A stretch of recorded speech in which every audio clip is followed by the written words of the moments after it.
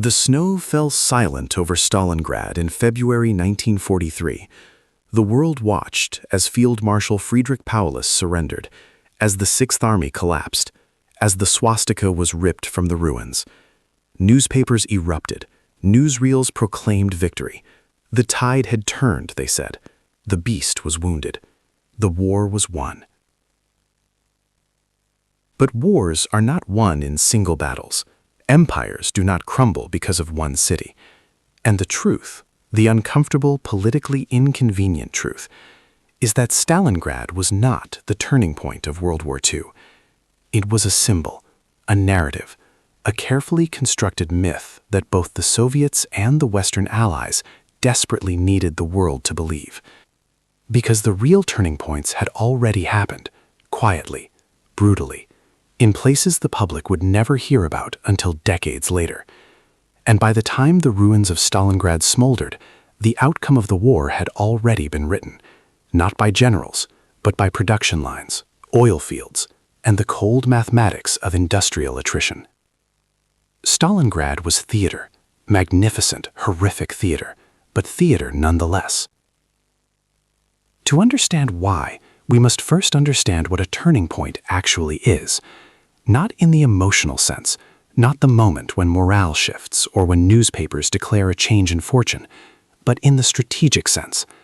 A turning point is the moment when the capacity to win fundamentally changes, when the trajectory becomes irreversible, when one side gains an advantage so decisive that all subsequent actions are merely delaying the inevitable. Stalingrad was not that moment. It was dramatic, it was costly, it was symbolically powerful, but strategically it changed nothing that had not already changed months, perhaps even years before. The German Wehrmacht lost approximately 330,000 men at Stalingrad, a catastrophic loss. But Germany had already lost something far more critical long before the first shot was fired in that frozen city. It had lost the ability to win a war of attrition against the combined industrial might of the Soviet Union, the United States, and the British Empire. The numbers tell the story that propaganda obscures. By the time Paulus surrendered, the Soviet Union was producing more tanks in a single month than Germany produced in an entire year. American factories were churning out aircraft at a rate that made Luftwaffe losses mathematically irreplaceable. The Reich's oil reserves were dwindling, its synthetic fuel production incapable of sustaining prolonged mechanized warfare. The strategic calculus had already shifted, not in the rubble of Stalingrad, but in the conference rooms of Moscow, the shipyards of Detroit, and the oil fields of the Caucasus that Germany failed to secure. Stalingrad was a symptom, not a cause. It was the visible manifestation of a deeper systemic collapse that had been underway since Operation Barbarossa stalled outside Moscow in December 1941. Since the Wehrmacht failed to destroy the Red Army in the opening months, since the Soviet industrial base was successfully evacuated beyond the Urals, beyond German reach, beyond the possibility of strategic bombing. But here is where the narrative becomes fascinating and deeply political. Both sides needed Stalingrad to be the turning point. Stalin needed it to cement his legitimacy, to prove that his brutal purges, his scorched earth tactics, his willingness to sacrifice millions had been necessary, that Soviet victory was inevitable under his leadership, that the cost and blood had purpose. The Western Allies needed it for different reasons. They needed a Soviet triumph to justify their strategy of postponing the Second Front, to explain why British and American soldiers were fighting in North Africa while the Soviets bore the brunt of German military power, to transform Stalin from a cynical opportunist who had carved up Poland with Hitler into a heroic ally holding the line against fascism. And Germany? Germany needed Stalingrad to be the turning point because the alternative was admitting a far more devastating truth, that the war had been unwinnable from the beginning, that Hitler's grand strategic vision had been a delusion, that the Wehrmacht's early victories had been tactical brilliance in service of strategic suicide. So the myth solidified. Stalingrad became the hinge of history, the moment everything changed, the battle that decided the war. Textbooks repeated it, documentaries dramatized it, memorials immortalized it, and slowly, imperceptibly, the actual turning points faded from public consciousness.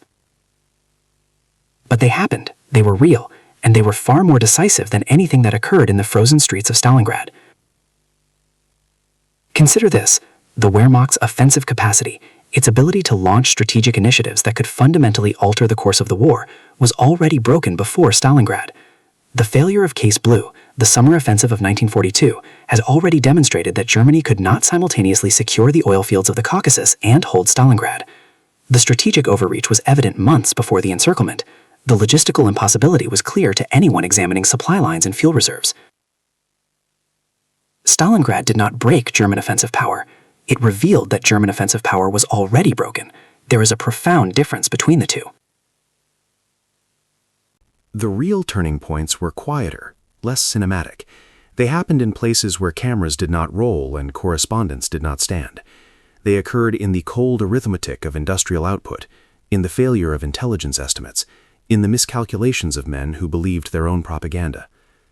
The first true turning point came in December 1941, not in Stalingrad, but in the frozen forests outside Moscow, when the Wehrmacht, the most powerful military machine ever assembled, ground to a halt just kilometers from the Kremlin, when temperatures dropped to -40 degrees and German soldiers, equipped for a summer campaign that was supposed to end in weeks, froze in their inadequate uniforms. When the T-34 tanks, machines the Germans had not known existed, tore through their lines with a combination of firepower, armor, and mobility that rendered German tank doctrine obsolete overnight. This was the moment when Blitzkrieg failed, when the strategy of rapid, decisive victory collapsed, when Germany found itself locked into exactly the kind of prolonged, multi-front war of attrition that its economy, its geography, and its resource base made unwinnable.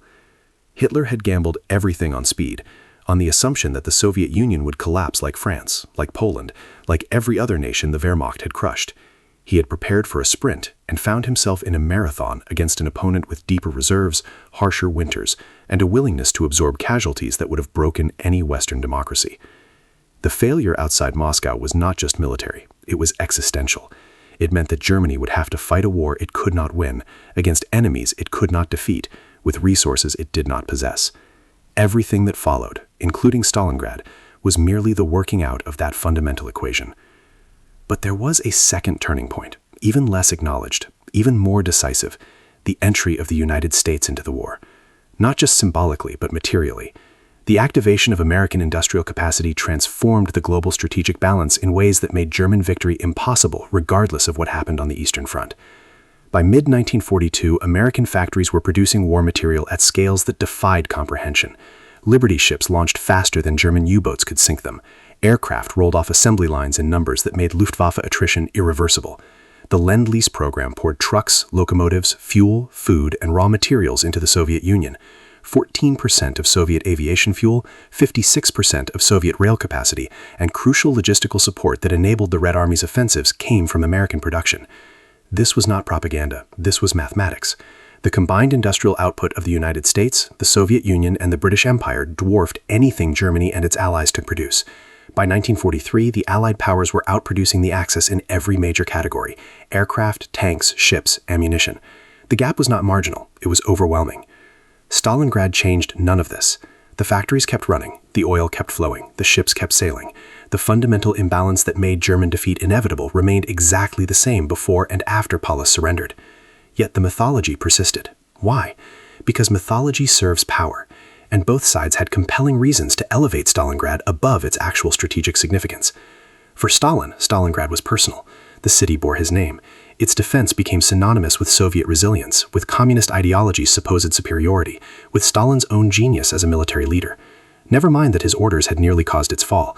Never mind that his purges had decapitated the Red Army's officer corps. Never mind that his intelligence failures had left the Soviet Union catastrophically unprepared for Barbarossa. Stalingrad allowed him to rewrite the narrative, to transform near disaster into inevitable triumph, to claim that Soviet victory had been predestined by the superiority of the socialist system and the wisdom of its leader. The cult of Stalingrad served Stalin's post-war legitimacy. It justified the terror. It validated the sacrifices. It positioned the Soviet Union not as a nation that had barely survived through brutal pragmatism and staggering casualties, but as the primary architect of Nazi Germany's defeat, a nation that had single-handed turned the tide of history. For the Western allies, the narrative was equally useful, but for different reasons. Britain and America needed to manage a delicate political reality. They were allied with a totalitarian dictator whose regime had murdered millions, who had collaborated with Hitler to partition Eastern Europe, who represented an ideological threat nearly as profound as Nazi Germany itself. Stalingrad provided the solution. It transformed Stalin into Uncle Joe, the tough but necessary ally holding the line against fascism while Britain and America gathered their strength. It justified the delay of the Second Front. Why risk Anglo-American lives when the Soviets were winning the war anyway? It allowed Western leaders to present their strategy of peripheral campaigns and strategic bombing as prudent rather than cowardly, as complementary rather than inadequate. And it obscured a more uncomfortable truth, that the Soviet Union was bearing the vast majority of the burden of defeating Nazi Germany, that for every American or British soldier who died fighting the Wehrmacht, approximately 25 Soviet soldiers died, that the Eastern Front was not one theater among many, but the theater where the war was actually decided. Elevating Stalingrad allowed Western publics to feel invested in Soviet victories without confronting the moral complexity of their alliance or the strategic reality of their contribution. It was a single, comprehensible moment of triumph that could be celebrated without dwelling on the millions of anonymous dead who made it possible. But perhaps the most telling evidence that Stalingrad was not the turning point lies in what happened afterward. If Stalingrad had truly reversed the strategic balance, if it had genuinely broken German military power, then the war should have ended quickly. The Wehrmacht should have collapsed. The road to Berlin should have opened. It did not. Germany fought for more than 2 years after Stalingrad, not as a dying beast in its final throes, but as a formidable military power, capable of launching massive offensives, inflicting catastrophic casualties, and defending territory with a ferocity that shocked Allied commanders. The Battle of Kursk in July 1943, 5 months after Stalingrad, saw Germany assemble the largest tank force in history for one final attempt to regain the initiative on the Eastern Front. It failed, but the fact that Germany could even attempt such an operation demonstrates that Stalingrad had not destroyed German offensive capacity. It had merely consumed one army among many. The Wehrmacht continued to fight effectively until the very end.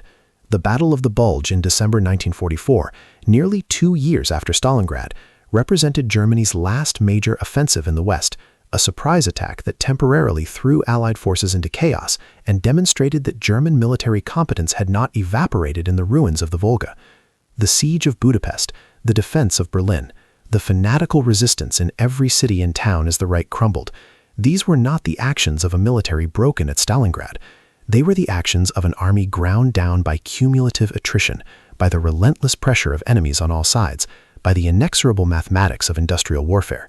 Stalingrad was one data point in a much larger equation, a significant data point certainly, a costly one, but not the variable that changed the outcome. The true turning points were structural, not tactical. They were embedded in decisions made before the first shot was fired.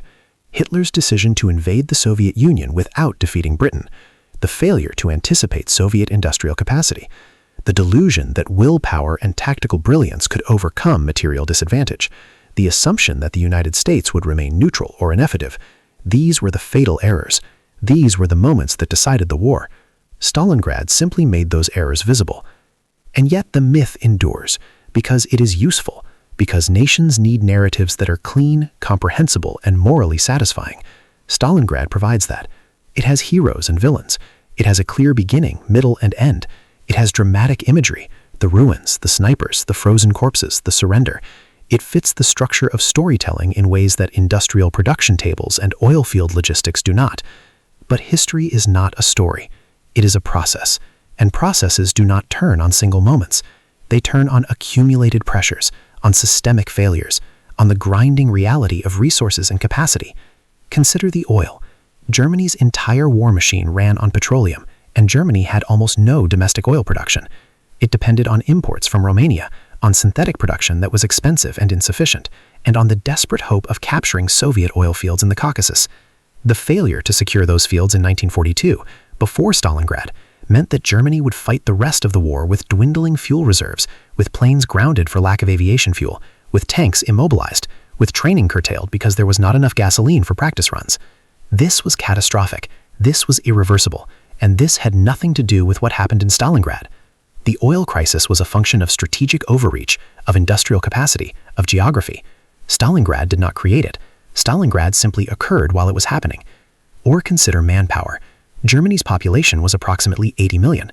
The Soviet Union's was nearly 200 million. The United States added another 130 million. The British Empire, including India, added hundreds of millions more. Even with superior training, superior tactics, and superior equipment, which Germany did not consistently maintain, the numerical imbalance was insurmountable in a prolonged conflict. Germany could win battles. It could inflict disproportionate casualties. It could demonstrate tactical brilliance. But it could not replace losses at the rate its enemies could. Every dead German soldier was harder to replace than every dead Soviet, American, or British soldier. This was a mathematical certainty from the beginning. Stalingrad did not change it. What Stalingrad did change was perception. It shattered the myth of German invincibility. It demonstrated that the Wehrmacht could be encircled, that German soldiers could surrender, that Hitler's promises of inevitable victory were hollow. This had psychological impact. It affected morale, both in Germany and among the Allies. It influenced neutral nations considering which side support. It altered the tone of propaganda. But morale does not win wars. Perception does not destroy armies. What wins wars is the capacity to sustain operations, to replace losses, to maintain logistics, to project power. And in every one of those categories, Germany was losing long before Stalingrad and continued losing long after. The genius of the Stalingrad myth is that it allows us to avoid confronting the banal reality of how wars are actually won. We want to believe in decisive moments, in heroic stands, in battles that change everything. We want generals and soldiers to matter more than factories and oil refineries. We want human drama to trump industrial output. But World War II was won in the factories of Detroit and the Urals. It was won in the oil fields of Texas and Baku. It was won in the decision rooms where production quotas were set and shipping routes were planned. It was won by clerks and welders and engineers, by people whose names appear in no history books, who received no medals, who simply showed up and did the unglamorous work of outproducing the enemy. Stalingrad gave us heroes. The factories gave us victory. We remember the former. We forget the latter. So, why does it matter? Why does it matter whether Stalingrad was the turning point or merely a dramatic episode in a war already decided by deeper forces? Because the stories we tell about the past shape how we understand power in the present. If Stalingrad was the turning point, then wars are won by courage, by resilience, by the will to fight against impossible odds. The lesson is moral. Determination conquers all. Sacrifice is rewarded. Good triumphs over evil through sheer force of character. It is a comforting narrative. It is also dangerously incomplete. If the real turning points were industrial capacity, resource allocation, and strategic overreach, then wars are won by economies, by logistics, by the unglamorous machinery of production and supply. The lesson is material. Power flows from capacity, not willpower. Victory belongs to those who can sustain operations, not those who fight most bravely. The side with more factories, more oil, and better logistics wins, regardless of ideology, regardless of morale, regardless of tactical brilliance. This is a harder truth. It strips war of its romance. It reduces heroism to a footnote in the larger calculus of industrial output.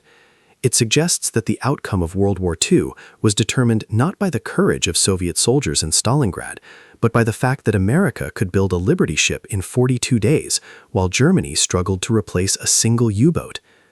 Both narratives contain truth. Courage mattered. Soldiers mattered. Stalingrad mattered. But they mattered within a framework already constrained by material realities that made certain outcomes inevitable and others impossible. The insistence that Stalingrad was the turning point serves political purposes that extend far beyond historical accuracy. For the Soviet Union, it became the cornerstone of great patriotic war mythology, the moment that validated Stalin's rule and positioned Soviet communism as the primary force that defeated fascism. For decades, Soviet schoolchildren learned that Stalingrad was when the tide turned, when Soviet superiority became manifest, when the inevitable victory of socialism over capitalism began its final phase. This narrative survived the Cold War. It survived the collapse of the Soviet Union. It persists in modern Russia, where Victory Day celebrations still center on Stalingrad as the symbolic heart of Russian resilience and sacrifice. Putin invokes it. Textbooks enshrine it. To question whether Stalingrad was truly the turning point is, in some circles, to question Russian identity itself. For the West, the narrative served different but equally useful purposes during the Cold War. Acknowledging that the Soviet Union bore the brunt of defeating Nazi Germany, that Soviet casualties dwarfed those of Britain and America combined, that the Eastern Front consumed the vast majority of Wehrmacht forces, complicated the moral clarity of the anti-communist crusade. How could the nation that had done most to defeat Hitler be portrayed as the new existential threat?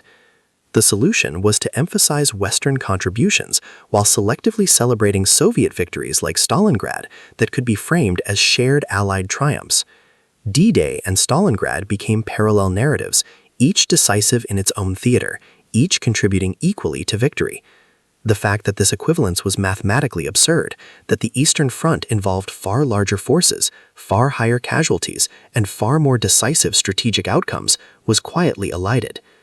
The mythology also obscured uncomfortable questions about Western strategy. If the war was already decided by industrial capacity and the failure of Barbarossa, then what was the justification for delaying the Second Front until 1944?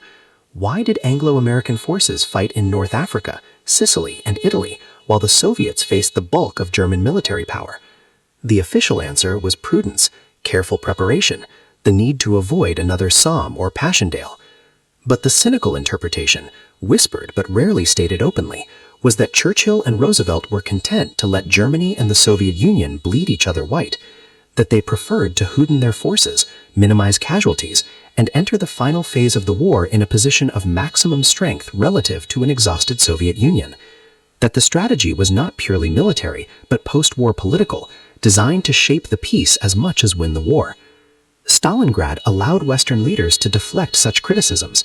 Look, they could say, the Soviets are winning decisive victories. They are turning the tide. Our strategy is working.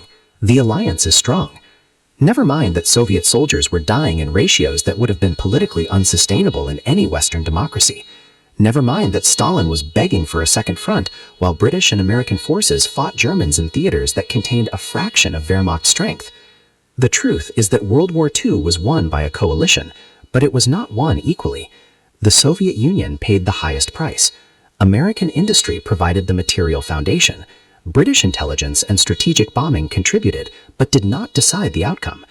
And the war was won not at Stalingrad, but through the accumulated weight of industrial production, logistical superiority, and the fundamental strategic errors that locked Germany into an unwinnable conflict. Stalingrad was where the mythology crystallized. It was dramatic enough to dominate headlines, significant enough to represent real military achievement, symbolic enough to carry the weight of larger narratives. It was the perfect historical moment for propaganda, visceral, comprehensible, laden with imagery that could be endlessly reproduced in films, books, and memorials. But perfect propaganda is not the same as historical truth, and the cost of confusing the two is that we learn the wrong lessons. We study Stalingrad and conclude that willpower matters most. We miss the boring but decisive truth that wars are won by those who can produce more, supply more, sustain more. We celebrate the drama and ignore the infrastructure. The soldiers who fought at Stalingrad deserved every honor they received. Their suffering was real. Their courage was genuine. Their sacrifice mattered. But their sacrifice mattered within a war whose outcome was determined by forces larger than any single battle, any single city, any single moment of heroism. To say that Stalingrad was not the turning point is not to diminish what happened there. It is to understand it correctly. To see it as one terrible chapter in a war that was decided by accumulated pressures, by industrial mathematics, by strategic errors that occurred long before the first shot was fired in that frozen city. Both sides need you to think Stalingrad was the turning point, because the alternative is admitting that wars are not moral dramas but material contests, that victory belongs not to the righteous but to the well-supplied, that history is shaped less by heroes than by factories, less by battles than by production quotas, less by courage than by oil. Stalingrad was a symbol, a powerful one, but symbols do not win wars. Capacity does. And by the time Paulus surrendered, Germany had already lost the only war that mattered, the war of industrial attrition that it could never win. The snow fell silent over Stalingrad. The world celebrated, and the factories kept running, producing the weapons that would end the Reich, grinding forward with the relentless, unglamorous logic of industrial warfare. The real turning point had already passed, quietly, decisively, in places no camera ever filmed.